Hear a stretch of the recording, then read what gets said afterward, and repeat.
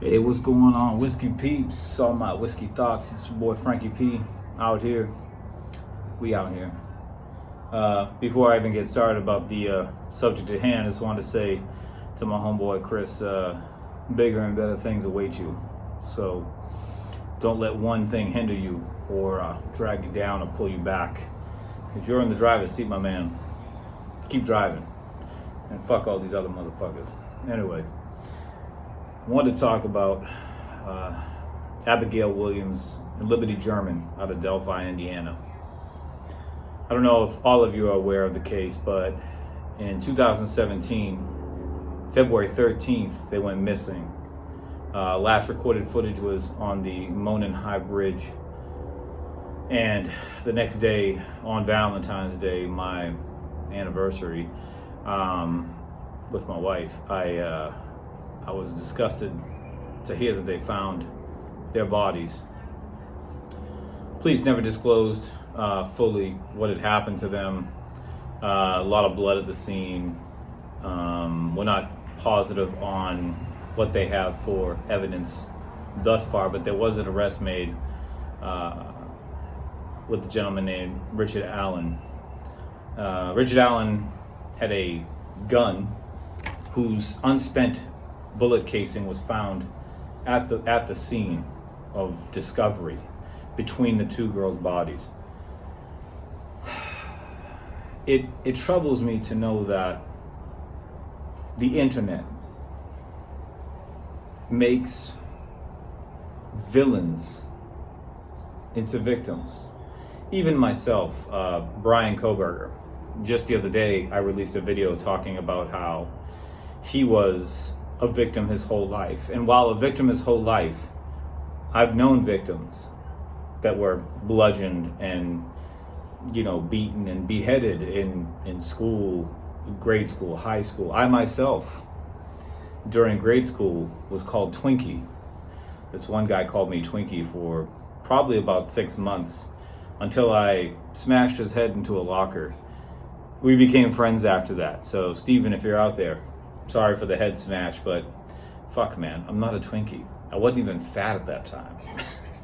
Anyway, beyond all that, if Kohberger did what he did, he is a true fucking villain and deserves to burn. And if he didn't, then I guess he'll be proven innocent, but there's so much pointing to him. Like Richard Allen, like the most ridiculous circumstances, which brings me back to circumstantial evidence. But the point is, this gentleman said he was at the scene and he didn't see this, he didn't see that, and yet other people, other parties said, oh, I saw this guy, he was wearing this, he was wearing that. He puts himself at the exact scene, and the internet still finds a way to, well, it was an unspent bullet casing, so is he really guilty? Are we positive of this?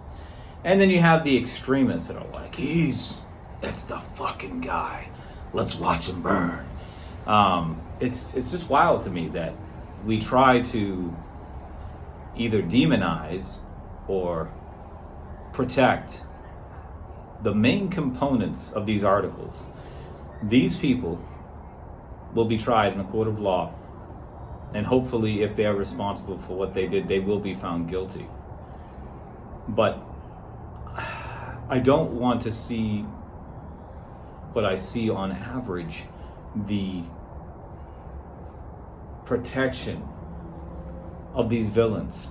It's kind of disgusting sometimes. So to that I say, let's just wait and see what the court says, what the cops say, what the FBI says.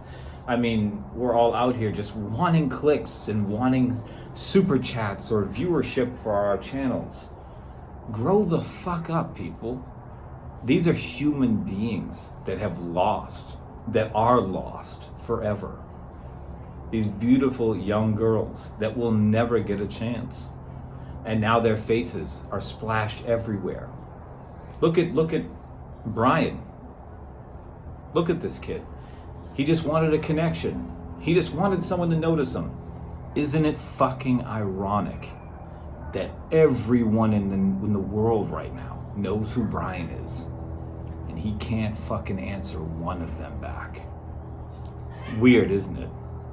This is irony. And with that, I'm going to end this 5-minute spiel with a sip or two. Share, like, and subscribe. I want to get a little more composure going on with these videos. I got to reach out to a couple more people. I got some stuff going on, stuff in the works. But for now, I say thank you all my whiskey thoughts, my whiskey peeps. Have a drink for me, and we out here.